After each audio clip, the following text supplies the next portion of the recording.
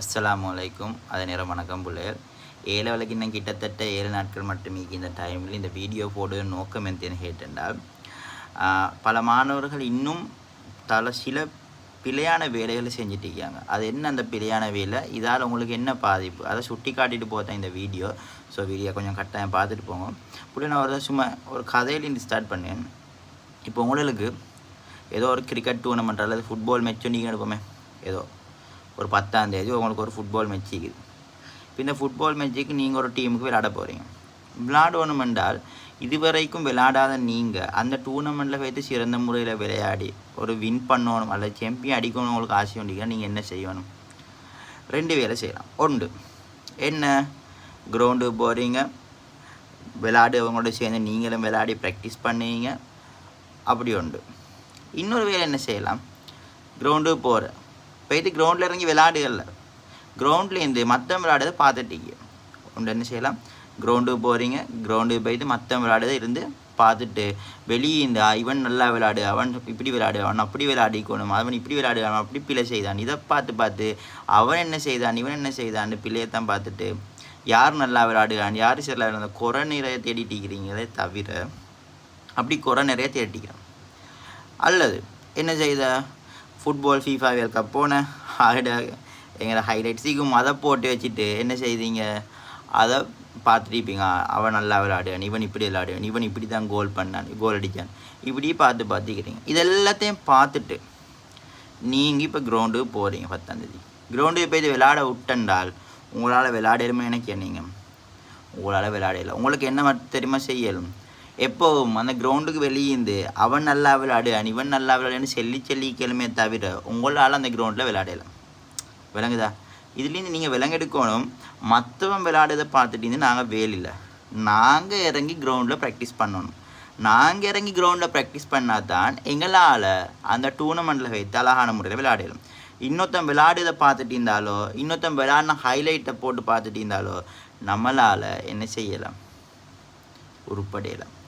அதைத்தான் இப்போ நீங்கள் நிறைய பேர் செஞ்சிட்டீங்க. என்ன செஞ்சிட்டிக்கிறீங்க, யூடியூப்பில் வாரீங்க, இல்லாட்டி ஜூமில் போகிறீங்க, டிரெக்டாக போகிறீங்க. என்ன செய்த இந்த டைமில் இன்னும் கிட்டத்தட்ட 7 நாள் தானே, இப்போவும் போய்த்து அந்த சேர்மாரோட வீடியோவையும் இந்த சேர்ட வீடியோவையும் போட்டு வீடியோ ரெக்கார்டிங் அண்டு விடிய வீடியோ தான் பார்க்குறீங்களே தவிர நான் உங்கள்கிட்ட கேட்க இதில் எத்தனை பேர் செஞ்சவங்க இருப்பீங்க, எத்தனை பேர் குறைஞ்சது பாஸ் பேப்பர் ஒன்று எடுத்து ஒவ்வொரு நாளும் ஃபுல்லாக செஞ்சு பார்க்கு, 4 ஸ்ட்ரக்சர் 4 எஸ்ஸே ஒரு ஃபுல் MCக்கு இப்படி டைம் வச்சு நீங்கள் யார் செஞ்சுட்டீங்க?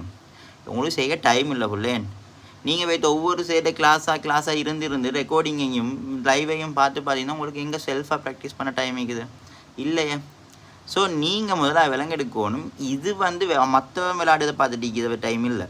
இவர் நல்லா படித்தாராரு அவரோட வீடியோ பார்த்துட்டு டைம் இல்லை. இது நீங்கள் ப்ராக்டிஸ் பண்ண வேண்டிய டைம்.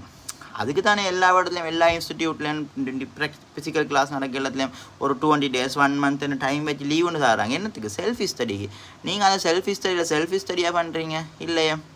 அதுலேயும் மூட்லேருந்து கொண்டு தேவையில்லாமல் ரெக்கார்டிங்கும் லைவும் அதுவும் இதுவும் பார்த்துட்டீங்க. யூஸ்லெஸ்.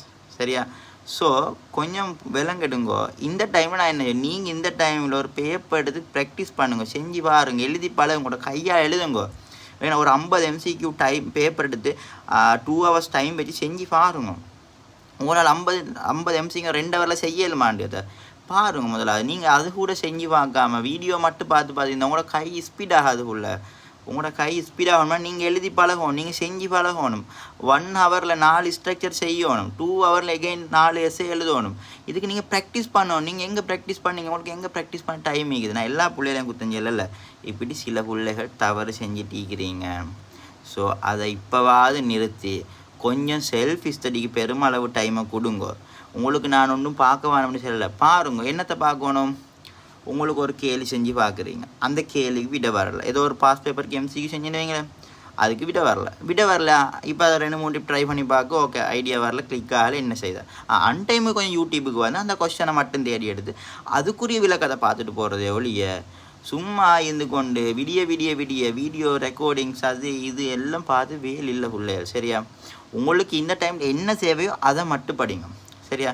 நான் சொல்லியது சரி அண்டியது யாருக்கு தெரியுமா இல்லைங்க, நல்லா படித்து இந்த ப்ராக்டிஸ் பண்ணிப்பான். இப்போ கொஞ்சம் பேர் இதில் போகிறல, இதில் பார்த்துட்டிக்கிற வீடியோவில் போட்டு அவன் என்ன செய்யுது, வீட்லேருந்து தரமாக பேப்பர் செஞ்சு ப்ராக்டிஸ் பண்ணு. அவனுக்கு தெரியும் நான் சொல்லி சரியாண்டு.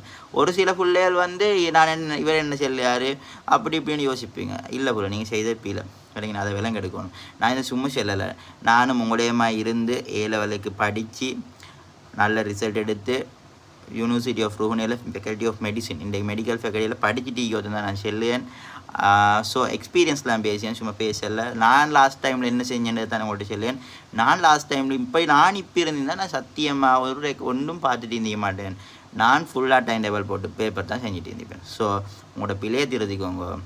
ஸோ கட்டாயம் செல்றதை கொஞ்சம் விலங்கெடுத்து வாழ்க்கையில் நடந்து கொள்ள ட்ரை பண்ணுங்க.